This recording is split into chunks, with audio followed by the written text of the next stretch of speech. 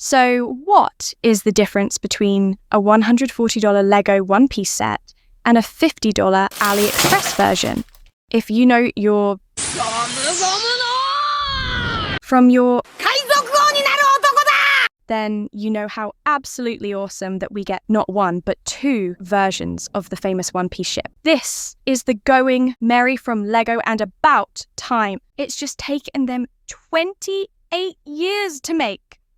It's an impressive ship and comes with 5 of the Luffy crew: Zoro, Sanji, Nami, and Usopp. And this is the AliExpress version at a bargain price of just $50 and with 7 minifigs. Does this give Lego a run for its money? Let's do a deep dive so you know which one you should spend your hard-earned bellies on.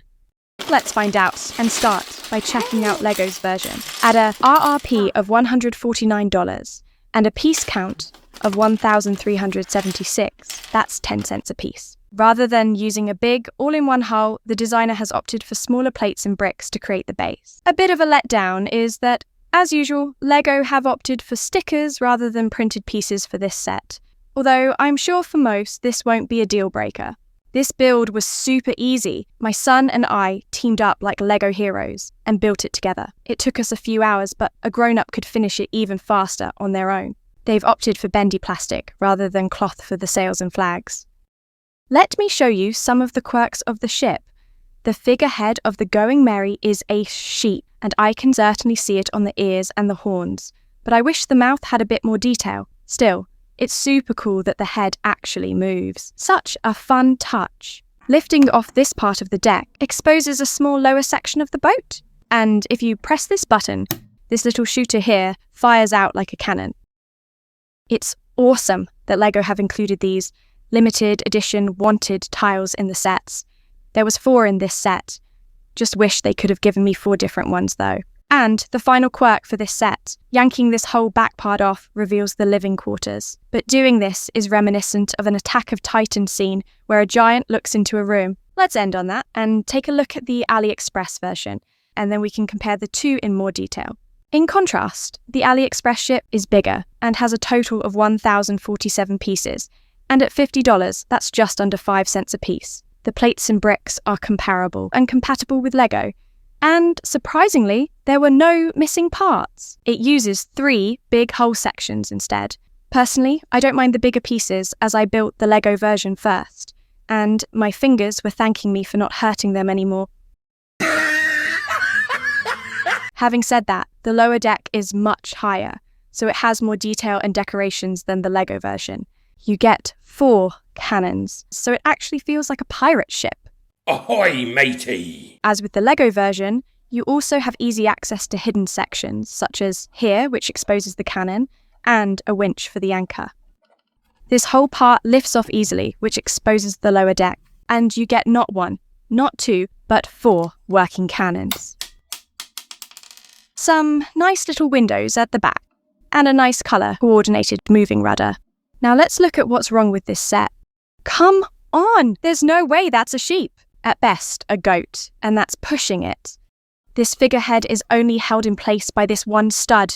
It's okay if you just display it, but if you start lifting it or moving it around, Some of the other decor are also only held in place by one stud, so have a tendency to fall off. It's a taller ship than Lego, so damn good value, but the height to length ratio just feels wrong. It kind of reminds me of a bloated pufferfish. And what's with these? I know they're supposed to be porthole windows, but they look like eyes and are a bit creepy. Now let's take a look at the minifigs you get in this set. The quality was better than I was expecting. Not as solid as Lego, but good enough. First off, you have Mugiwara Luffy. He looks nice with his trademark scar. You have Zoro. Unfortunately, it's not Santoryu, as he's only got 2 swords. Sanji has his trademark cigarette and his flaming leg. Nami in a bikini top and her trademark tattoo. Nico Robin. I find her outfit does stay true to the show. Good job there. Usopp. I like the glasses design on the torso, although his face looks a bit weird. And the hat feels wrong. A bandana would have been a better choice. My favourite cute character, Chopper. Well, cute when he's not transformed. The evolved version is just ugly. Love the hat. face features go well, although the body proportions is all wrong. I would have preferred a smaller torso or at least shorter legs. I mean, come on, how can Chopper be the same size as Zoro? Now, let's rate the sets on different criteria and see which set comes out on top. Price. Well, at $140 for a smaller ship and with only 5 minifigs, compared to $50 and 7 figures. Point goes to Ali. Presentation and giftability. Well, Lego comes in a lovely presentation box with a big, high-quality manual which highlights the next step. Ali, on the other hand, comes like this. So there can only be one winner in this category. Point goes to Lego. Build quality. Both gives you their own version of the brick separator. Although Ali is comparable and compatible with Lego, I do feel Lego pieces fit together slightly better overall. Point goes to Lego. Playability. Lego only has 2 main hidden areas. Yes, the figurehead moves a little, the rudder moves, but you only get 1 piddly little pea shooter compared with 4 working cannons and good hidden areas. Lego just feels inadequate. Point goes to Ali. Display potential. Yes, the Ali version is bigger, with more features. I would have liked more from the Lego version, but Lego does have more of a wow factor. Point goes to Lego. Let's do a minifigs showdown. You know, first up was bound to be Luffy.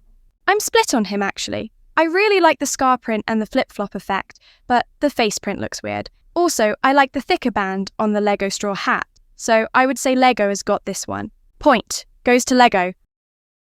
Next up, Zoro. I like the print on both torsos. Ali had the upper hand on the legs print with the sash. Lego legs look a bit plain. I like the spiky hair, whilst Lego's flat hairstyle looks a bit odd. But the 3-style sword on Lego definitely wins it for them. Point goes to Lego. For Sanji, I prefer the hair colour on Lego.